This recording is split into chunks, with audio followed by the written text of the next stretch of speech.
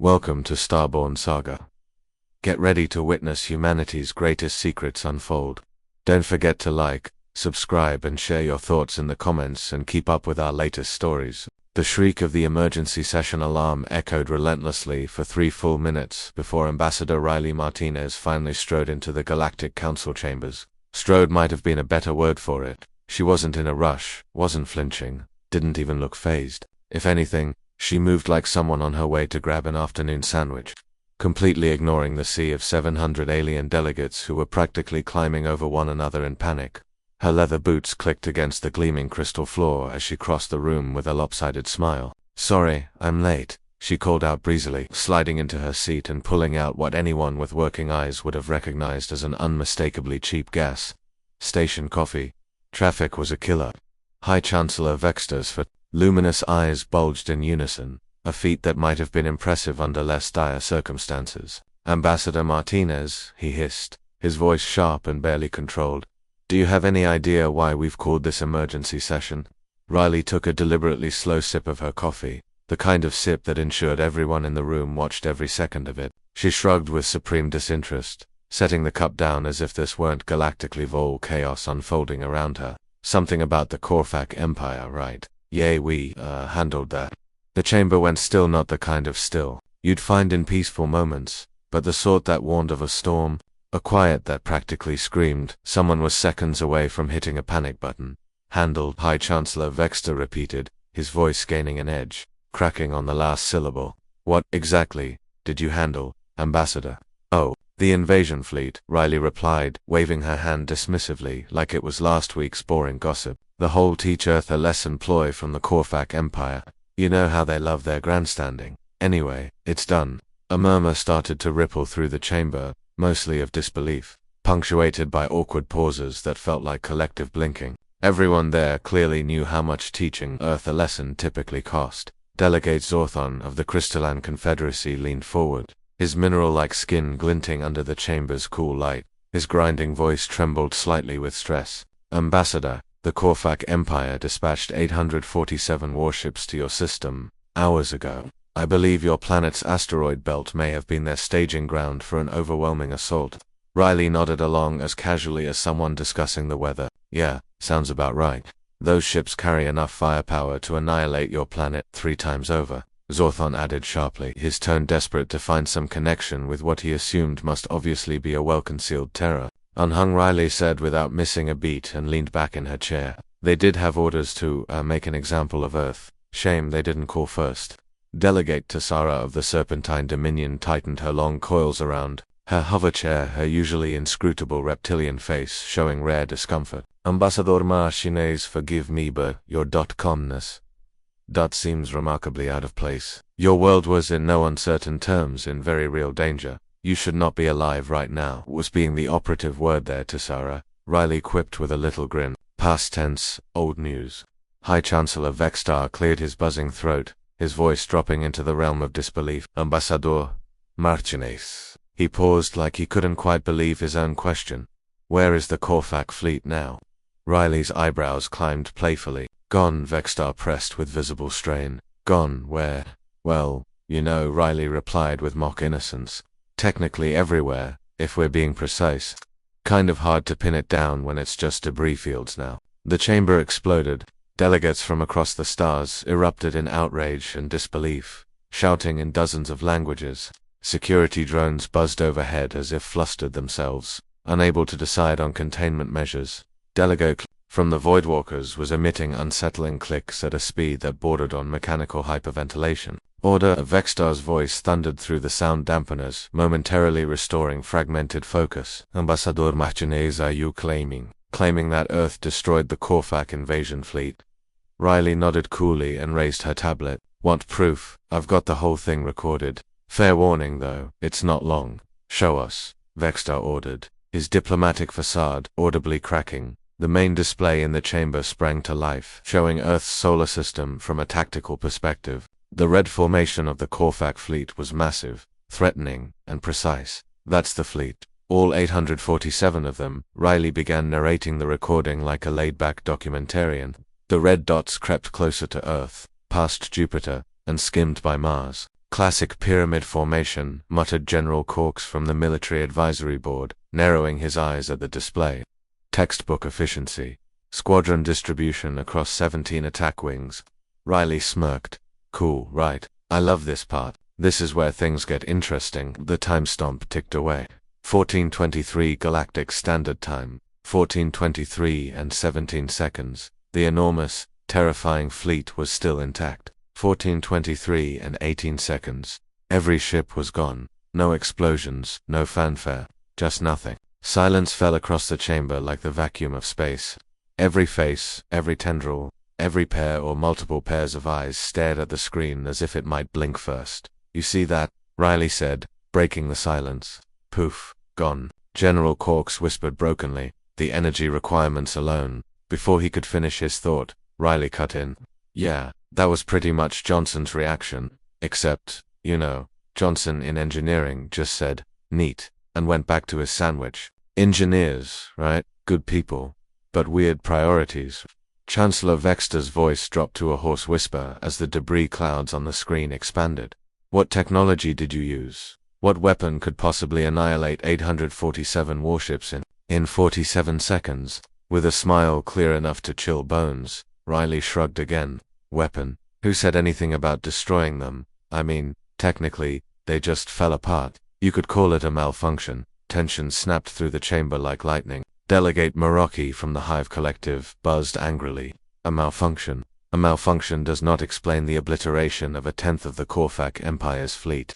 You mean it didn't until now? Riley corrected, grinning. Turns out their molecules just didn't feel like holding hands anymore. Sorry. The stillness that followed was weighty, punctuated only by a few muted gasps and the sound of General Kork's pen furiously scratching across his notes. Anyway, Riley said, retrieving her coffee cup and tossing it into a waste recycler, I have a party to attend back on Earth and snacks to bring. One last tip though, next time someone wants to teach Earth a lesson, maybe try a strongly worded letter, safer, way cheaper too. And with that she strolled out, leaving 700 shaken delegates staring at the wreckage of what they used to think was the most powerful fleet in the galaxy. Earth's defense network consisted of 47 orbital platforms, 12 deep space monitoring stations, and a handful of patrol ships that looked impressive in parades. The Galactic Council had the completest efficients. They'd inspected the facilities. They'd signed off on everything. What they didn't know, waste that. Every routine construction project for the past 3 decades had been covered for something else. Every asteroid mining operation had left behind a few extra surprises. Every satellite deployment had included some unscheduled additions. Every diplomatic mission had quietly mapped potential threat vectors and left appropriate countermeasures activation complete. Admiral Jackson reported all platforms online were showing green across the he paused. Ma'am, how do I write approximately 18,000 hidden defense platforms in the daily log without causing a galactic incident?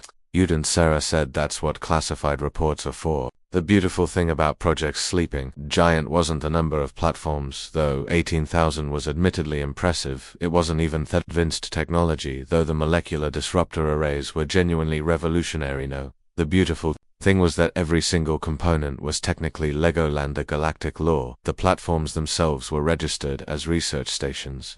The weapons were classified as mining equipment. The targeting systems were officially sensor arrays for deep space navigation. The power cores were experimental fusion reactors for peaceful energy research. It was all perfectly legitimate right up until you connected them together and realized that humanity had accidentally built the most terrifying defense network in galactic history. Admiral the Carrick Fleetus approaching the outer system. Should I hail them? Sarah considered this. No, let's see what they do first. Sometimes Thebus diplomacy is letting the other guy talk. First 20 minutes later, Commander Jackson was back on the We're receiving a transmission from the Korthak flagship. They're demanding our immediate surrender and threatening to reduce our pathetic world to cosmic dust if we don't comply within 1 hour. How rude, Sarah said mildly. Did they say anything else? Something about teaching us the proper respect due to our betters and making an example of Earth for the rest of the galaxy. Sarah nodded thoughtfully. Well, that's unfortunate, I suppose. We'll have to teach them something in return. She opened a channel to all 18,000 platforms simultaneously. Attention. All sleeping giant installations have uninvited guests who seem to have forgotten their manners. Let's remind them why knocking first is considered polite. What happened next would be studied in For the next 1,000 years, assuming there were any militaromies left that wanted to study it, the Korthak fleet, confident in their overwhelming superiority, maintained perfect formation as they approached Earth. Their weapons were charged, their shields were up, and their communications were full of the usual threats and demands. They were by all accounts the most powerful invasion force ever assembled. At exactly 14:23 and 17 seconds, Galactic Stand Admiral Thompson gave a simple order: sleeping giant is authorized to wake up, make it clean. At 14:33 and 18 seconds 18:0, platforms that had been masquerading as space junk suddenly became very interested in the molecular structure of Korthak warships. The molecular disruptor technology was actually quite elegant. Instead of trying to destroy the enemy ships, which would have been messy, inefficient, and probably caused all sorts of environmental problems, the platform simply convinced the atomic bonds holding the ships together that they didn't really want turbatomic bonds anymore. It was, as the engineers like to say, a very polite way to win a war. At 14:24 and 4 seconds, what had once been 847 of the most feared warships in the galaxy became an expanding cloud of their component elements sorted by atomic weight and drifting harmlessly through space. In accordance with basic physics status report, Admiral Thompson requested all targets neutralized. Mom 0. Casualties on our side. Debris field is expanding in a controlled pattern that won't interfere with shipping lanes, and the platform's already returning to standby mode. To anyone watching, we just had a brief sensor malfunction. Sarah nodded and made a note in her log. Routine defense exercise completed successfully, no incidents to report. Then she picked up her secure phone and dialed Ambassador Martinez's direct line. Riley, it's Sarah. You might want to head over to the council chambers. We just had a situation and I think some people are going to have questions. What kind of situation? The kind where 847 ships show up uninvited and leave us a debris field, the kind where we accidental advance that Earth's defense capabilities might be slightly more advanced than our official report suggest. There was a long pause. Sarah, please tell me you didn't activate Sleeping Giant K. I won't tell you that. Oh, for crying out loud, do you have any idea how much paperwork this is going to generate? Sorry, Riley, but look at it this way. At least now we won't have to worry about anyone else trying to invade us for a while. Sarah, after this gets out, we're going to be the most feared species in the galaxy. Do you know what that means, Admiral? Thompson thought about it better. Parking spaces at diplomatic functions. It means everyone's going to want to be our friend now, and trust me, having 18:0 terrified Alyssa's way more complicated than having a few honest enemies. As Ambassador Martinez hung up and headed for what would become the most infamous council session in galactic history, Admiral Thompson returned to her paperwork. Her window space looked perfectly normal, peaceful, boring, even just the way they'd planned it. The greatest trick humanity ever pulled wasn't convincing the galaxy they were harmless, it was convincing the galaxy they were honest. General Marcus Webb had been having a perfectly normal Tuesday morning until his aide burst into his office, carrying a tablet and wearing the expression of someone who just discovered their pet goldfish was actually a nuclear submarine. Sir, we have a situation. Webb didn't look up from his breakfast burrito. What kind of situation, Lieutenant? The kind where Ambassador Martinez just told the entire Galactic Council that we politely asked molecular bonds to stop working, sir. Now Webb looked up. She said, what? It's all over galactic news feeds. Apparently she showed them the tactical footage from yesterday's incident, and then Kajula mentioned our molecular disruptor technology like she was discussing the weather. Webb put down his burrata. Police tell me she didn't actually use the words molecular disruptor. No, sir, sheckled it, asking atoms nicely to go somewhere else. Well, that's actually well a bitter. I think maybe Webb rubbed his temple. Show, are the other species reacting? Lieutenant Parks consulted his Tabloth Crystalline Confederacy just filed for emergency military consultations. The Hive Collective is requesting immediate defensive pacts, and the Voidwalkers of Voidwalkers just sent us a formal apology for any past inconveniences. And a gift basket, rare metals, and a card that says, please don't unmake us. It's actually quite nice, sir. Very thoughtful. Webb stood up and walked out of his office window, which offered a spectacular view of Lunar Base's primary hangar. Below, maintenance crews were performing routine checks on humanity's official fleet. 24 frigates and a handful of patrol craft that looked appropriately impressive. Without being too threatening, what the crews were actually maintaining was a completely different question. Parks, get me Admiral Chen on a secure line. We need to have a conversation about operational security. Well, Parks placed the call. Webb reflected on how they'd gotten to this point. Operation Sleeping Giant had been brilliant Its simplicity: hide your real capabilities in plain sight, register everything legally, and maintain plausible deniability right up until someone forced your hand. The problem was that plausible deniability had just gone out the window along with 847 Korthak warships. Admiral Chen on line 1, sir. Webb picked up the secure phone. Janet, please. Tell me you have good news. Define good news. Marcus, if you mean the defense grid is operating perfectly, then yes.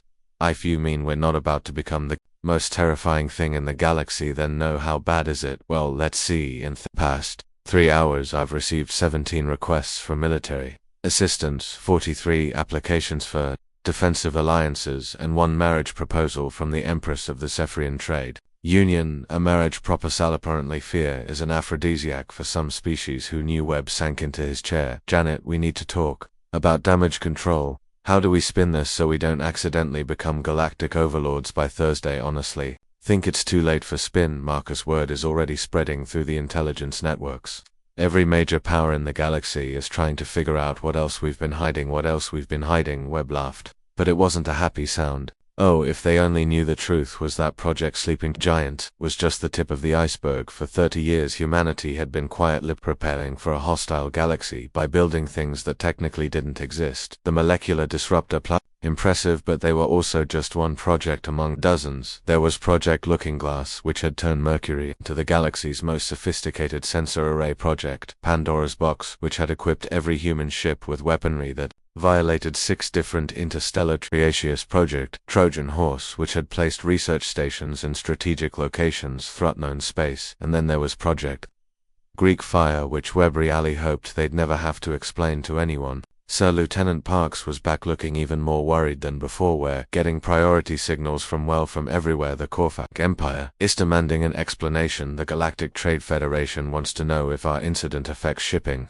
schedules and the Korthak Empire. Webb interrupted. I thought we just dissolved their invasion fleet. We did, sir, but apparently that weighs only about 10% of their total military. The rest of their forces at Ru.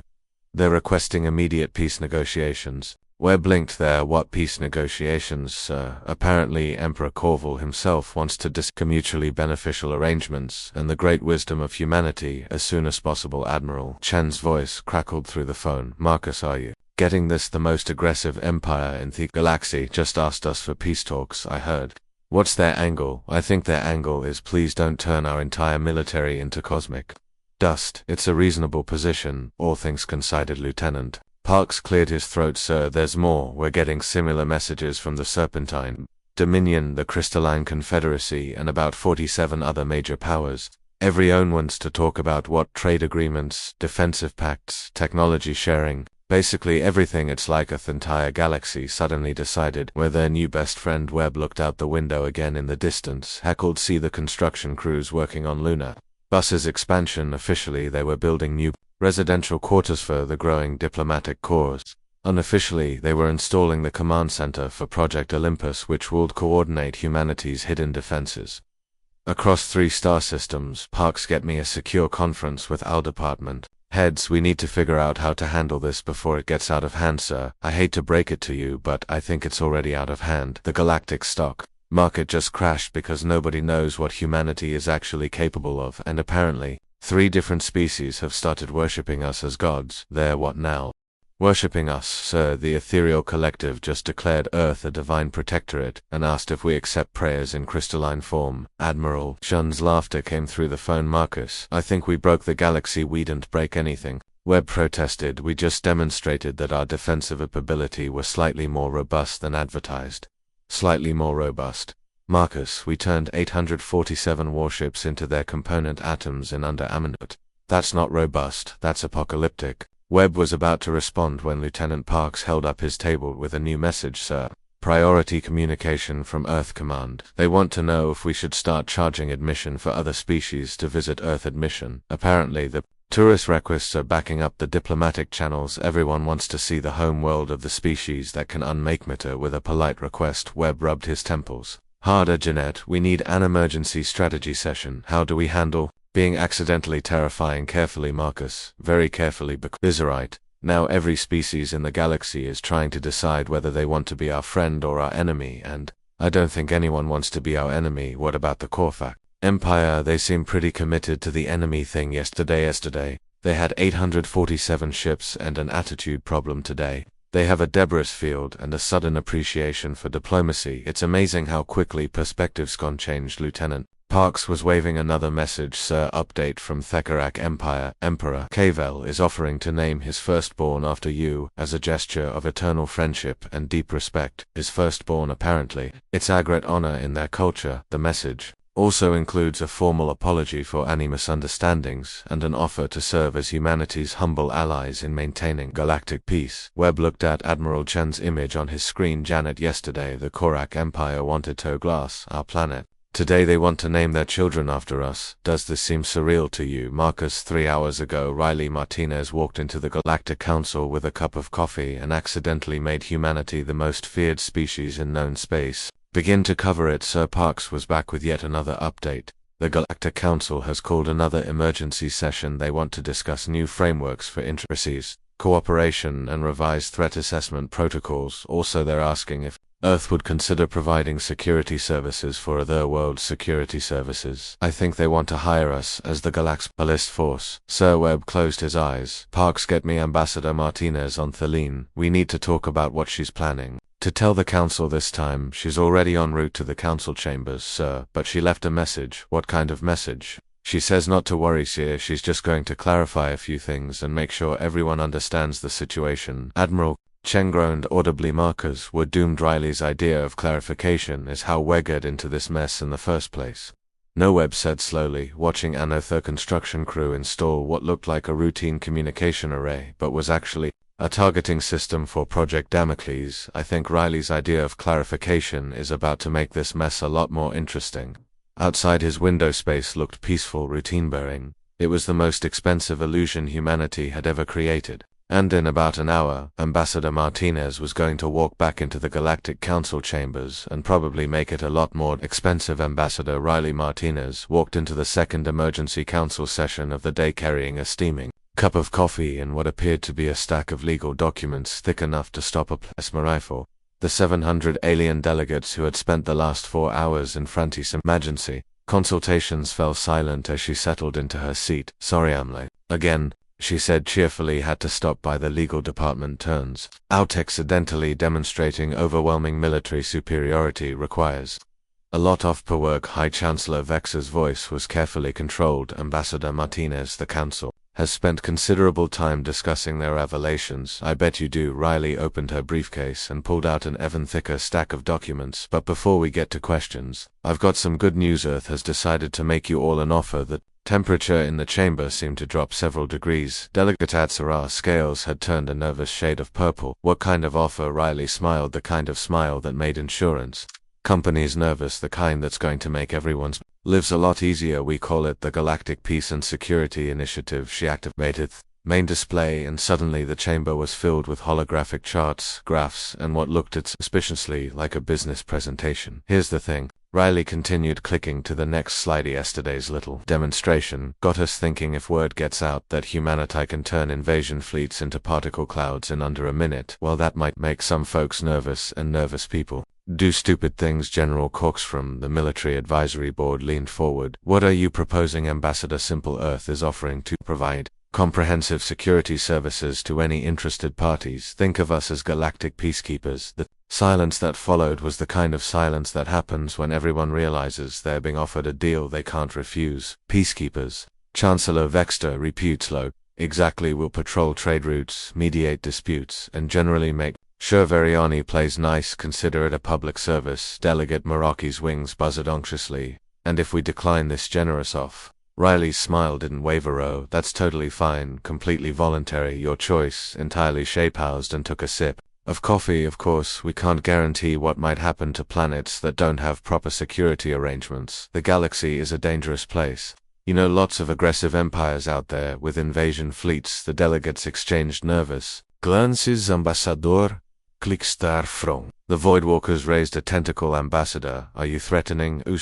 Oh heavens no, we're offering to protect you from threats like invasion fleet, which, as we demonstrated yesterday, can be very dangerous if they're not properly managed. Riley clicked to another slide showing a detailed breakdown of humanity's security services. Now our basic protection package Includes orbital monitoring, threat assessment, and rapid response capabilities. For a small additional fee, we can provide enhanced deterrence protocols and what we like to call preventive diplomacy, delegate tesserants. Mineral Face was grinding with stress. Oh, you know when someone's thinking about doing something, we prevent them from thinking about it anymore. Very effective, 100%. Success rate so far. Chancellor Vexa was reading through the documents. Riley had distributed Ambassador. These terms seem extensive, comprehensive. Riley corrected. We believe in being thorough, can't have any loopholes that might let aggressive behavior slip through the cracks. The terms were in fact quite comprehensive. Any species accepting Earth protection would agree to binding arbitration for all disputes with humanity serving as final arbiter. They would also grant Earth access to their territory for security purposes and agree to regular inspections to ensure compliance with galactic peace standards. It was several delegates realized with growing horror a protection racket, except the protection was real, the threats were definitely real, and saying no wasn't really an option. Ambassador Theostara spoke up, her voice carefully neutral. What happens if a species refuses your offer? Riley looked genuinely surprised. Dreyfuses, why would anyone refuse protection? That would be crazy. Who turns down safety and security in a dangerous galaxy? But theoretically, if someone did refuse, well, theoretically they'd be on their own, free to handle their own security arrangements. Of course, if they couldn't handle things properly and ended up threatening galactic peace, Riley shrugged, we'd have to step in anyway. For everyone's safety, the logic was unassailable and absolute. Alliterating accept Earth's protection willingly or have it imposed later when you inevitably became a threat that needed managing. General Corks cleared his throat. Ambassador, your proposal mentions deterrence protocols. Could you elaborate? Oh, that's our premium service for species that face particularly aggressive neighbors. We can install more robust defensive measures, make sure everyone knows that attacking our friends would be inadvisable. What kind of defensive measures? Riley's smile became positively radiant. Let's just say that anyone who threatens our Elisa might experience the same kind of technical difficulties the Korthak fleet encountered yesterday. Funny how mechanical failures can spread when you're not careful. Ambassador Clickstar was making rapid calculations on histoblat. Ambassador Martinez, are you saying that Earth would defend its allies by what you did to the Korthak ships? Defend is such a strong word. We prefer assist with problem resolution. Mech friendlier sounding, don't you think? The council chamber fell silent again as the full implications sank in. Earth wasn't just offering protection, they were offering to turn anyone who threatened their allies into clouds of component atoms. Chancellor Vexa's voice was barely audible. And the cost of these services, oh, very reasonable. We're not looking to profit here. This is about galactic peace and security. Just a small fee to cover operational costs plus preferential trade agreements, basing rights for our security forces, and cooperation with ongoing research projects. Nothing major, just studies on galactic threat assessment, defensive technology development, and peaceful applications of molecular engineering. Standard stuff. Riley clicked to Thephanol's slide, which showed a simple question in friendly, non-threatening fonts. Interested in joining the Galactic Peace and Security Initiative? Below it were two buttons, yes, sign up today, and no, I prefer to handle my own security. Are you sure now? Riley said, setting down her coffee and folding her hands. I know this is a big decision, so we're prepared to be patient. You have exactly 1 hour to decide. An hour. Several delegates spoke at once. Sorry, but we can't wait too long. There are aggressive species out there who might take advantage of the current uncertainty. Thelinger, we wait to establish proper security protocols. The more dangerous things become. She stood up and gathered her documents. Don't worry though, I'm sure you'll make the right choice. After all, who wouldn't want guaranteed protection from invasion fleets, territorial disputes, and unfortunate technical malfunctions? As she headed forth door, Riley paused and looked back at the 700 terrified alien delegates. More thing, the Korthak Empire has already signed up for our premium protection package. Emperor Corvel Warvery, enthusiastic about it, said something about learning from yesterday's educational experience. The door slid shut behind her, leaving the council in stunned silence. 57 minutes later, High Chancellor Vexa called for an emergency vote. The motion to accept Earth's Galactic Peace and Security Initiative passed unanimously, not because anyone wanted it, not because Xianan thought it was fair, but because 47 seconds had taught the galaxy a very important lesson about the difference between theoretical threats and practical demonstrations. As the vote wastily, Ambassador Sarah turned to her aide. What have we just done? I think the aide replied. Quietly, we just elected humanity as the galaxy's new government outside the council chambers. Riley Martinez checked her watch and smiled. Exactly 57 minutes. Not bad for accidentally conquering the galaxy before lunch. The comm unit buzzed with a message from Admiral Thompson. Riley, how did it go? She typed back, great. Turns out the galaxy really wanted better security. Who knew? Should I ask how many species signed up? Both of them. Funny how a unanimous vote works out sometimes. There was a long pause before the next message. Riley, please tell me we have a plan for actually running a galactic government. Riley looked up at the stars visible through the council chamber's massive windows. Somewhere out there 18,0 hidden platforms were quietly maintaining the peace. Somewhere else, construction crews were building things that didn't officially exist, and somewhere very far away, the remains of 847 Korthak warships were still expanding into space, serving as a permanent reminder of what happened when someone forgot to knock first. We'll figure it out, she typed back. How hard can it be? As it turned out, running a galaxy was remarkably easy. When everyone was too terrified to cause trouble, the 47 seconds that destroyed the Korthak fleet had done more than eliminate a threat. They had eliminated the possibility of threats, and sometimes, Riley reflected as headed home for dinner.